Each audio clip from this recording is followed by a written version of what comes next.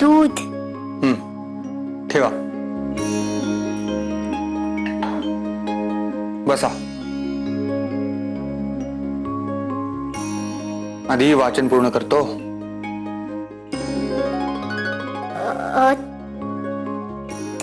ते मी तुम्हाला काय झाले? थोडी चुळबुळ का चाललीये? उद्या ना गंमत येणार आहे. गंमत कसली?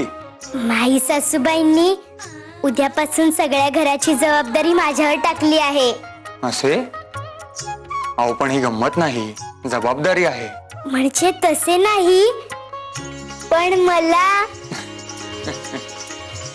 पण तुम्हास या गोष्टीची गंमत वाटते आहे, होय ना? हो. वाटणारच. तुम्ही सगळ्या घराच्या मुख्य या गोष्टीची मौज वाटते आहे, होय ना? हो. चांगले आहे. मनात उत्साह आणि आनंद घेण्याची भावना असली की कोणतेही काम यशस्वीपणे पार पडते. मी माझे काम चांगले करण्याचा नक्की प्रयत्न करीन. छान. असा नम्र आत्मविश्वास असावा. ही जबाबदारी सोपी नाही याची आपणास जाणीव आहे, हाच याचा अर्थ होतो. आम्ही ही जबाबदारी सहजपणे पार पाडू असे जर आपण म्हणाला असतात तर तो फाजील आत्मविश्वास ठरला असता. एक गोष्ट नेहमी लक्षात ठेवा रमाबाई, आपली कुवत, आपले गुण आणि आपले दोष यांचे मूल्यमापन आपल्या मनात लख्ख हवे. म्हणजे आपण जबाबदारीने गोंधळत नाही, स्तुतीने हुरळत नाही आणि दुःखाने खचत नाही. तुम्ही जे बोललात त्याचा अर्थ नीट कळला नाही, पण आपण जे बोलता ते मनात गुणगुणत असते. गुणगुणत असते म्हणजे आपण नवीन ऐकलेले स्तोत्र किंवा श्लोक आपल्या मनात तोच सारखा सारखा ऐकू येत असतो. तसेच तुमचे बोलणे. रमाबाई पण फार हुशार आहात. आम्ही आपणास एक गंमत सांगू? गंमत? तुमच्याकडे सुद्धा आहे गंमत? हो. काय काय? जसे तुम्हास आमचे बोलणे ऐकावेसे वाटते तसेच आम्हासही तुमच्याशी गप्पा माराव्याशा वाटतात. तुम्ही वयाने शिक्षणाने लहान असलात तरीही तुमचे शुद्ध निरागस मन, चौकस बुद्धी आणि निश्चयी स्वभाव यामुळे आपल्यातील अंतर विरघळून जाते. बरे, गप्पांमध्ये घालवण्या इतका वेळ नाही आपल्याकडे. चला अभ्यासाला चला. जा पाटी पेन्सिल घेऊन या. आज शब्द वाचावयाचे आहेत. जा. हो.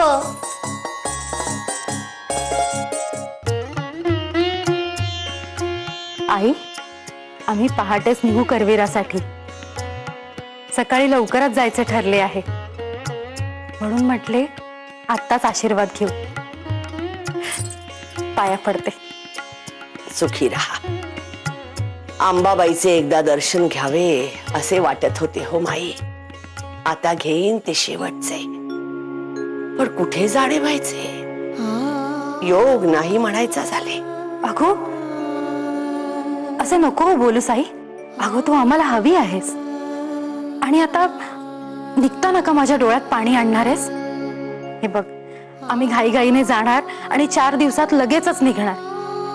एवढी दगदग तुला झेपली नसती म्हणून म्हटले आत्ता नको. आणि तसे पुन्हा करविरास जायचे होणारच आहे, तेव्हा जाऊ शांतपणे. जाऊ हो जाऊ. महालक्ष्मीची इच्छा असेल तर ती नेईलच हो मला. तू ये, सांभाळून जा बरे. आई अगो रमेला नाही घेऊन जातो. नाही म्हणजे मुद्दामच ठेवली आहे तीच. तिला म्हटले की आता या घराची जबाबदारी तुझी, आता तूच मुक्त्यारीण. मग काय म्हणाली ती? खुश होती अगदी. तशा तुम्ही सगळ्या जणी आहात तिच्यासोबत. तू आहेस, दुर्गा अक्का आहे, सुभद्रा वहिनी आहेत, सोमण काकू आहेत. पण रमेला आता तिच्या जबाबदारीची जाणीव व्हावयास हवी. एकदा का जबाबदारी पडली ना की मग आपोआप हुडपणा जाईल. आणि एकदा का अशी संसारात रमली की मग तो अभ्यास करण्याचा आणि बुके शिकण्याचा नसता नाद आहे ना, तोही नाहीसा होईल. बरे मी निघते आता. उद्या पहाटे येईनच पुन्हा सांगावयास. ये ये रमे, बघू कुठे रमतेस ते, संसारात की अभ्यासात? लिहा. पहिला शब्द कमळ. कमळ. क म ळ. झाले. हो. आता लिहा समई. स म ई. आता लिहा बकुळ. बकुळ. ब ब कुळ.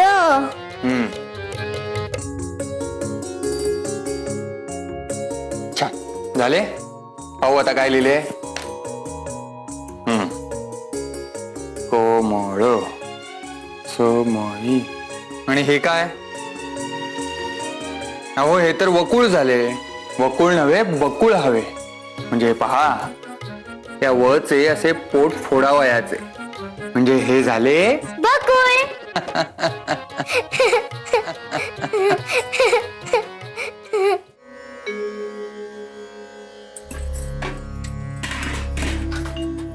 अगो सरस्वती, तुला गडबडीत विचारायचं राहून गेले. गोपाळ कुठे? तो न आला होता तुला न्यायला? एकटीने ना आलीस तू? हो तर तेच आले होते. मोठे पुंडलिकच. आई वडिलांनी आज्ञा दिली मग आले मला आणावयास. वेशीपर्यंत सोडलं आणि मग म्हणाले इथून पुढे तू एकटीच आहो, मी येईन संध्याकाळी कामावरून परत. झाले ना सगळे तुमच्या मनासारखे? अहो अहो 8च दिवस गेले होते माहेरी. जन्मभर राहावयास नाही, पण तुमच्या जीवाला उसंत मिळेल तर शपथ. सरस्वती, अगो उमा वहिनींनी पाठवले नव्हते गोपाळास. तो स्वतःच आला होता. त्याचा संताप काही तूच ठाऊक नाही. उगाच आपल्या वहिनींवर खापर फोडायचे म्हणजे? हो का? म्हणजे सासूबाईंनी नाही तर हे पुण्यकर्म तुम्हीच केले होते काय? सरस्वती,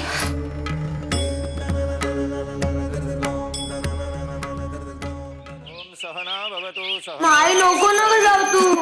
अरे मी काय कायमची चालली आहे का? 4 दिवसात परत येणार आहे. अरे आबा जा जा हे बग्गीत नेऊन ठेव गाठोडा. रमे, टाकाच्या बरण्या रोज ऊन पाण्याने धुतल्या गेल्या पाहिजेत. पांडू सगळे तसे करेलच, पण आपले लक्ष हवे. आणि कोठीच्या खोलीत कुरड्या पापड्यांचे डबे ठेवलेले आहेत. त्यातून जर काही काढले तर डबे घट्ट बंद करा, नाहीतर सगळे मऊ पडेल आणि माझी वर्षभराची मेहनत वाया जाईल. काय असे सांगताय जसे काय मी अगदी आजच स्वयंपाकघरात पाऊल टाकणार आहे. अगो अख्खा जन्म गेला माझा ती चूल फुंकण्यात. काय सांगते, काय सूचना देते बाई बाई बाई. अगो पण मी तुला कुठे सांगतेय? मग कुणाला सांगतेस? मी आमच्या सूनबाईस सांगते. छान. अहो मी काय म्हणते, आता राहू द्या ना, कशाला वाद घालताय निघता निघता. चला ना. मी वाद घालतीये का? जाऊ बाईंना सांगा ना.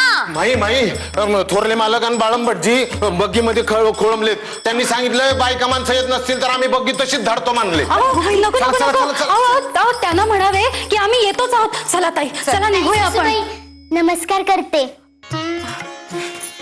सुखी राहा. माई, हो हो, सुखी राहा. ताई काकू, सुखी राहा गो. नीट राहा. हा. सुभद्रा वहिनी, पाया पडते हो. सुखाचा होऊ देत हो प्रवास. आणि माई, इथली काही काळजी करू नकोस. मी आहे इथे या घराकडे लक्ष द्यायला. दुर्गे, घराकडे तू लक्ष दे.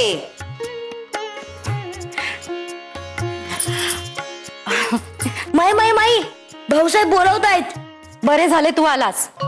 आता एक गोष्ट लक्षात ठेव, आजपासून आम्ही येईस तोवर या संपूर्ण घराचा ताबा रमाकडे आहे. तेव्हा तिला त्रास द्यायचा नाही, तिची मदत करायची. कळले? शहाणा मुलगा आहे. अरे काय चाललंय? नाही काय नाही.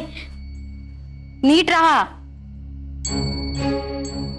बाबा, आता जसे केलेस तसे परत करावयाचे नाही. मला त्रास द्यायचा नाही. कळले ना तूस?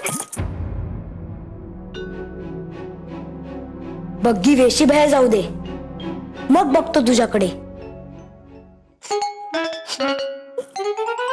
नारू, स्वयंपाकाची तयारी कुठपर्यंत आली आहे? सुरूच आहे. आणि ताज्यापणाची कळशी इथेच विसरला सोमण मावशी. हे एवढं काम झालं ना की ठेवते आतमध्ये नेऊन. माईसाहेब, आज भाजी कंची करायची? माई साहेब,